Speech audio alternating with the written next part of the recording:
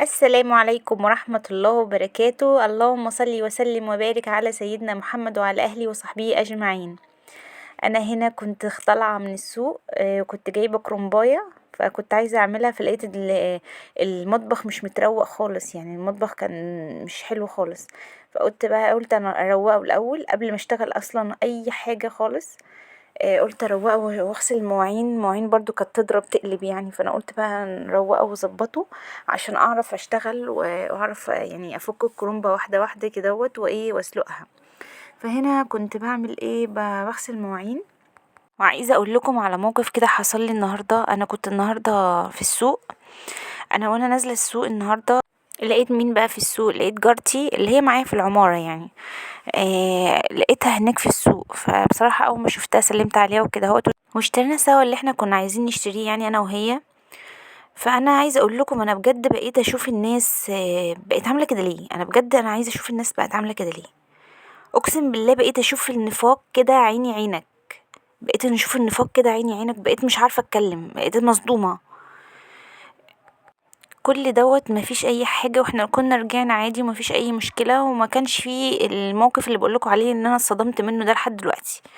فلما دخلنا البيت ودخلنا العماره يعني، فقابلنا برضو جارتنا التالتة. يعني جارتنا التالتة دي برضو احنا اصدقاء، يعني احنا اصدقاء يعني مش صداقة اللي هي، يعني احنا برضو يعتبر اما بنقابل بعض ماشي ممكن نقعد نتكلم مع بعض على واحنا طالعين يعني كده. شوية كل واحد عارف شوية عن حاجات بعض بس قليل، يعني انا ماليش اختلاط قوي بالناس. بس فقابلتها، فالمهم يعني فكانت عمالة تتكلم ومع جارات اللي معايا برضو اللي كانت جايين مع بعض من السوق، كنا عاملين نتكلم احنا التلاتة. فلقيتهم فجأة اتكلموا على الجارة اللي انا هي تحتية. اتكلموا بقى بكلام بشع، يعني اتكلموا بكلام وحش بقى، وقعدوا يتكلموا عليها مش حلو، وعلى عيالها وكلام برضو مش حلو. انا بقيت عماله اقول ايه هو في ايه بالظبط، يعني انا في مخي يعني طبعا انا ما بتكلمش قدامهم واقول لهم الكلام دوت. انا بصوا انا كل اللي عملته ان هم عمالين يتكلموا ويختبوا في الناس بالنميمه بالشكل دوت. انا خدت بعضي وايه وطلعت من غير ما اتكلم، يعني انا صدمت والله. فقمت ماشيه والله بهدوء، ما اتكلمتش خالص. ده هما تقريبا ما حسوش بيا اصلا، انا مشيت من كتر كلامهم وحماسهم في الكلام والحوار بشكل فظيع عليهم، يعني مش عارفه بيتكلموا بشكل وحش قوي قوي قوي. المهم وانا طالعه كده اهوت ومعديه على الجاره اللي بيتكلموا عليها، فانا وانا طالعه كده اهوت سمعت الباب بتاع الجاره اللي هما بيتكلموا عليه اتفتح. فكانت بتطلع الباسكت الزباله يعني تقريبا، يعني عفوا في الكلام. بس انا لقيتهم بقى عاملين ايه، ازيك يا ام رامي عامله ايه، وازيك وازاي ولادك عاملين ايه، استني كده استني كده خليكي موجوده عشان ما اطلع ابوسك انتي وحشاني، ومش عارفه ايه. يا نهار ابيض يا نهار ابيض، ايه ده، ايه ده، ايه كميه النفاق اللي انا شفته وسمعته ده. لا وقال ايه فعلا، طلعوا وبسوها وحضنوها وازيك وحشاني وازاي نورة وسلمى ورامي. لا وايه بقى يعني، قال لي يعني حبايب، عارفين ايه يعني ايه حبايب، كأنهم ايه، مش ممكن بجد ان هما، يعني مش قادرة اقول لكم عاملين ازاي مع بعض. وكلام كانوا بيقولوا قدامي كلام ومن ورايا يعني قعدوا يتكلموا معاها بشكل فظيع. هم عارفيني ان انا ماليش في اللت والعجن، ولا اروح انقل كلام او اخبار او الكلام ده، ما ماليش في الكلام ده نهائي. وهم عارفين ان انا دايما قافله بيتي وقافله على نفس الباب، ما بتكلمش ولا مع حد يعني. بس انا كده عرفتهم بجد على حقيقتهم، حسيت ان ربنا كان عايزني اشوف حاجه زي كده بعينيا، او احس بيهم بالشكل دوت. انا ما كنتش عارفاهم، وكنت بصراحه معميه من ناحيتهم خالص، وما كنتش عارفه افهمهم ان هم بالشكل دوت. واولا كده هم اكيد مش بيحبوا حد اصلا، حتى هم كمان اكيد مش بيحبوا بعضيهم، واكيد كمان بيتكلموا على بعضيهم حتى من ورا بعضيهم. انا مرضتش اقف معاهم اصلا عشان ما اخدش ذنوب ولا اخد سيئات. هم بجد حرام ان انا اقعد معاهم واخد سيئات يعني. انا مش عايزه كده يعني، ومش بحب اتكلم بالسوء على حد يعني. اللهم عافنا يا رب العالمين. مقولكوش بقى انا فتحت باب الشقه من هنا وكنت مصدومه ازاي، والله العظيم فضلت قاعده فتره سرحانه بشكل ما يعلم بالله ربنا من الصدمه. عايزه اقول لكم الناس دي بجد ناسيه ربنا، ناسية ربنا، وبجد بيخوضوا في أعراض الناس بشكل وحش، واللي بيخوض بأعراض الناس بالشكل دوت ربنا هيخوض في عرضه. اللهم احفظنا يا رب العالمين. انا مش من النوع اللي اكلم الجيران بقى واقعد كل واحده تخش عندي البيت وانا اخش عندها البيت، لا مفيش الكلام ده عندي خالص. انا دايما قافله على نفس الباب. انا معرفتي بيهم انا لما اتجوزت كانوا اول ناس بيسكنوا العماره، يعني هم سكنوا العماره قبليه.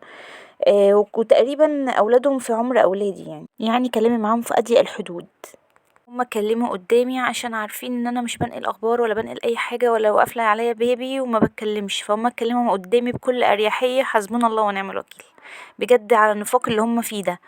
هم مش عارفين ان المنافقين في الدرك الاسفل من النار. عارفين الدرك الاسفل من النار ده هو ايه؟ يعني اعماق النار.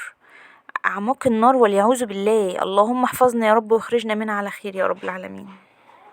شوف انا عمري كام سنة، لكن انا عمري ما شفت يعني حد بيتكلم عن حد وبيتعامل معاه بالشكل ده بعد كده. انا عمري بجد ما شفت حاجة زي كده. ربنا يحفظنا يا رب العالمين يا رب. ارجع بقى لشغل البيت وتنظيف الكرومبة بقى. بص انا اول ما بنضف الكرومبة باول حاجة بشيل الراس بتاعتها دي. انا مش بقشط الراس، انا بلف كده اهوت واقوم شايلاها من جدر الكرومبة. يعني انا بلفها بالسكينة كده واقوم شايلاها من جدر الكرومبة عشان الورق يتفصص معايا بالراحة. اقوم شايلاه بالراحة كده من حواليه يتفصص معايا بالراحة ويبقى الورقة كما هي، يعني مش مقطوعة، مش ما فيهاش اي مشكلة. اقوم بقى ايه، انا كنت هنا سلقة يعني عاملة مية يعني، فحطيت فيها شوية ملح وشوية لما غليت حطيت فيها شوية ملح وشوية كمون عشان برضو الكرنب دوت ما يعملش قولون او انتفاخ يعني. فانا بعمل كمون على طول، يعني بسلقه بالكمون. فهنا بعد ما عملته فقعدت بقى قلت اعمل التخديعه بتاعه المحشي عقبال ما ايه المحشي ده يهدى كده اهوت واقوم ايه مخرعاه يعني. المهم فعملت البصلة طبعا بالزيت. عملت كمية بصل حلو يعني عشان يبقى طعمه حلو. بس فحطيته كده اهوت وبعد كده انا خرطت الخضره. طبعا ما حطيتش الخضره دي الا بعد ما ايه عملت الرز وعملت البصل والتخديعه بتاعت القوطه، وبعدين حطيت الخضره فوقيها يعني. بس فايه اللي قلت بقى ايه ان انا احشي بقى كده واحده واحده بعد ما كنت خرعتها. طبعا مش هجيب لكم بقى التخريع والكلام دوت لان هياخد وقت كتير قوي، الفيديو هيبقى طويل قوي. فاهم حاجة عندي الرص بصراحة في المحشي، بحب ارصه جدا كده وايه وهيئه كده عشان يبقى يطلع حلة محشي حلوة يعني تفتح النفس. في ناس بيحطوا في المحشي نعناع، انا بصراحة مش بفضل النعناع. انا هنا كنت بسلق الفراخ عشان اسقيه بمرقة فراخ. لازم مرقة فراخ نسقي بيها الكرنب، لكن مرقة لحمة ما ينفعش ابدا. يعني هو ممكن ما مش هيقول لا، بس مش هيبقى حلو زي مرقة الفراخ. مرقة الفراخ هي اللي بتدي طعم في المحشي الكرنب بالذات. انا هنا كنت عندي مشيتين عايزة يتغسل عشان خاطر طبعا الشتا ولازم ندفي البيت كده يعني. فقلنا عايزة اغسلهم وكده، رحت عشان دراي كلين النهاردة.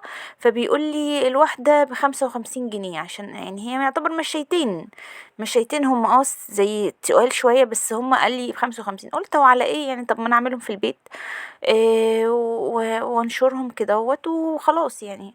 مش محتاجة ان انا اوديه دراي كلين يعني. بس فانا غسلتهم كدهوت.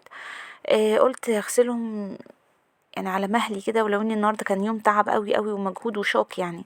يا رب الواحد يديله الصحة كده يا رب ويقدر يشتغل في البيت كده اهوت. يا جماعة الانسان من غير صحة ده ملوش اي لازمة.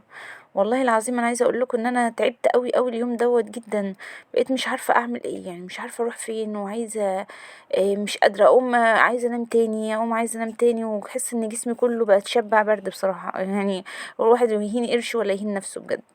وانا مشكلتي ان انا ما عنديش مكان جامد قوي ان انا اقعد اغسل سجاجيد او الكلام ده. انا كمان هي معتبر مشايه، فانا ايه اشتغلت بقى فيها في البيت عادي ما فيش مشكله. بس هي والله كانت حته ضيقه يعني، انا عندي المكان اصلا مش واسع، فهي يعتبر على القد كده اهوت. فبعمل في الطرقه كده قصاد الحمام. وبعدين نشرتها بره كده الباب الشقه. بس فالحمد لله يعني هي نشفت وتمام. وادينا نشرت التانية اهو كمان. بس فالحمد لله يعني. انا هنا بقى كنت عايزه اقول لكم على تجربه انا برضو جبتها المره دي معايا من في السوق. يعني ما كنت في السوق جبت ربع كيلو مكرونة أقلام ونص كيلو دقيق وب5 جنيه نكهة أي نكهة انتي حباها يعني. مثلا هنا جبت نكهة جبنة، فسلقت المكرونة اللي هي أقلام ديت، وقلت بقى ايه انا احمرها، وحمرتها فعلا، بس عملتها طبعا بالدقيق الاول ب3 معالق دقيق وايه وغطيتهم وعملت لهم كفر كده بالدقيق كويس، وبعدين سخنت الزيت كويس قوي ونزلت عليهم بالمكرونه عشان تحمر الحمار الحلو ده بس، وحطيت عليه نكهه الجبنه، كان طعمها رائع ومقرمش وبديله للشيبسي والبوز، وربنا يحسن ما بين ايديكم.